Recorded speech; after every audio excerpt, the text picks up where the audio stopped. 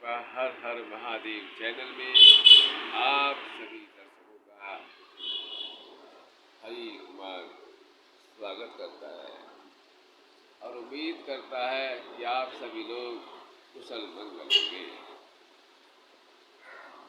आज अगर कोई परेशानी है तो आप मुझसे मिल सकते हैं, फ़ोन पे बात कर सकते हैं या आ सकते हैं। श्राद्धों का दिन जो चल रहा है पितृपक्ष, इस पितृपक्ष में जिसने जो भी पूजा पाठ की है, जिस तरीके से भी की है, तो पूजा पाठ पितरों से प्रार्थना करें, पितरों से जो है निवेदन करें कि हे पितरों, मैं ना जानूं कुछ और मुझे देना सब कुछ। यानी इस दुनिया में कोई भी उपाय बिना श्रद्धा भाव के नहीं हो सकता। जिस उपाय में प्रेम ना हो, श्रद्धा ना हो, भावना ना हो, वो उपाय मिथ्या है। कहते हैं कि जैसे समापन जो होने जा रहा है, पितरों से प्रार्थना करना कि हे पितरों, जो भी मैंने पूजा पाठ अर्चना की है उसे स्वीकार करें। ना मैं आपकी पूजा जानता, ना पाठ जानता, ना विसर्जन जानता, मुझे कुछ भी तो नहीं आता। जो भी मैंने पूजा पाठ किया है उसे स्वीकार करें। जैसे भगवान कृष्ण ने साफ लफ्जों में कहा है कि प्रेम बिन सब कुछ भी दे डाले तो मैं लेता नहीं, प्रेम से एक फूल भी दे तो मुझे स्वीकार है। यानी कि सारी दुनिया देवी देवता भगवान प्रेम के ही वश में होते हैं। तो प्रेम से आपने जो भी कार्य करा है श्राद्धों में, वो सभी स्वीकार होगा अगर सच्चे मन से किया है तो। आज की ये कहानी प्रेम और एकता के ऊपर ही आधारित है। कहानी इस प्रकार है कि एक नगर में एक राजा, एक नगर में दो भाई रहा करते थे। एक भाई गरीब था, एक भाई अमीर था।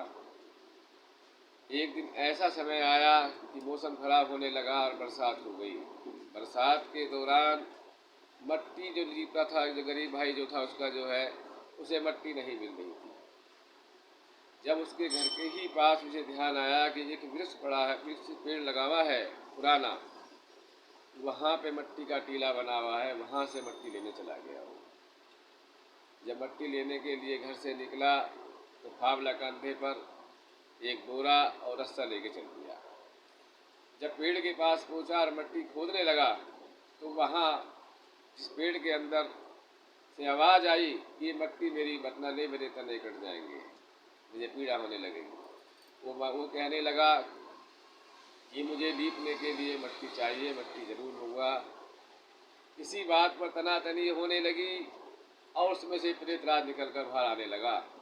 उसने कहा तो तू एक काम कर, तू मट्टी ले सकता है, तू अपने परिवार में किसी को आवाज़ दे के देख। इस तनातनी के दौरान में उसने अपने लड़के को आवाज़ लगाया, अरे बेटा सुनो। तो सुनते ही उस लड़के ने कहा मैं आ लिया। दूसरे बेटे को आवाज़ लगाया, उसने भी कहा मैं आ लिया। अपनी बेटी को आवाज़ लगाई तो बेटी ने भी कहा मैं आ रही हूँ।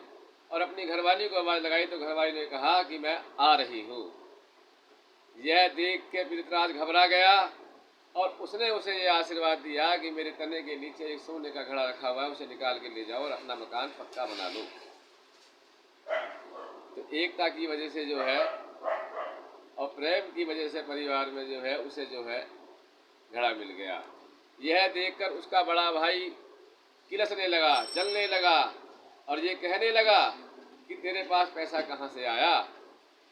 जब उसके दिमाग में जब उन्हें समझाया कि मैं इसे चुरा के नहीं लाया, तू चुरा के लाया है, मैं राजा जाके शिकायत करूँगा, मैं राजा से जाके शिकायत कर दूँगा, तेने ये पैसा कहीं से चुरा के लाया है। बोले मैं चुरा के नहीं लाया, सामने जो हमारे घर के पास वृक्ष लगा हुआ है, पेड़ लगा हुआ है, यहाँ से मैं लाया हूँ और ऐसे ऐसे मेरे साथ में कहानी घटी। उन्हें सारी कहानी उसे समझा दी। उसने कहा मैं भी जाऊँगा। उसकी देखा देख वो भी ऐसे ही अपने कंधे पे फावला लेकर, रस्सा लेकर, बोरा लेकर चल दिया। पृथ्वीराज फिर निकलते हैं, जैसे मट्टी खोदने के लिए झुका तो पृथ्वीराज फिर निकले और निकलने के बाद में कहने लगा भैया जो है तू मट्टी मत न ले, मैं तुझे मार दूंगा। बोले नहीं मट्टी लेके जाऊंगा। तो बुला ले किसी को जो है, उनने आवाज़ लगाई, अरे बेटा सुनियो, अरे सुनता है भाई, चुप बैठा है, बट्टे होश में रहे। उसके लड़के ने आवाज़ दी, फिर उसने अपनी लड़की को आवाज़ लगाई, लड़की ने कहा तो पापा जी भी कहता रहे मुझे तेरी छोड़ना देना में जो है। फिर उनने अपनी घरवाली को आवाज़ लगाई तो घरवाली ने भी यही कहा तो तुम दिमाग मत चाटो, ज़्यादा मेरा जो अपना कर लो, जैसे काम के सब लोग करते हैं तुम्हें जो है। यानी कोई भी उसके पास नहीं पहुंचा और पितराज ने उसे मार डाला। जब घंटा आध घंटा हो गया तो उसका लौंडा देखने के लिए गया, बुढ़ा अब तक आया कैसे नहीं देख के तो हमें, और देखा तो बुढ़ा मरा पड़ा। तो उन्होंने फिर आवाज़ लगाई जो है किसने मारा है मेरे बाप को, मैंने मारा है। तो उनके जो है मैं तुझे मारूंगा, तो दोनों में लड़ाई होने लगी। उन्होंने लगा रही आवाज़ तू भी किसी को जो है, उन्होंने आवाज़ लगाई अरे सुन रही है अम्मा, माँ मेरी, अरे तुम बैठा रहे सुन रहे हैं अपना कर ले, तुम्हारा बाप बेटा उसी काम रहेगा। उसे ही मार डाला। उसके बाद में उसकी बहन जाती है तो उसी प्रकार बहन को भी मार डाला। उसके बाद में उसकी माँ जाती है तो माँ को भी मार डाला। यानी एकता न होने से, इस कहानी से हमें ये सीख मिलती है कि एकता और प्रेम न होने की वजह से प्यार परिवार में जो है, इस वजह से उसका पूरा परिवार समाप्त हो गया। इस कहानी से हमें सीख मिलती है कि जो है अगर परिवार में एकता हो तो सब कुछ है। इंसान तो इंसान, शैतान को भी वश में किया जा सकता है। बिना प्रेम के ना तो मोहल्ला चलेगा, ना शहर चलेगा, ना जिला चलेगा। और बिना प्रेम एकता के यहाँ तक कि पूरे देश पे भी अगर अधिकारियों में प्यार न हो तो देश भी समाप्त हो जाएगा। कोई भी हुकूमत कर सकता है। इसीलिए परिवार में एकता होनी चाहिए, प्रेम होना चाहिए, प्यार से ही सब कुछ होगा।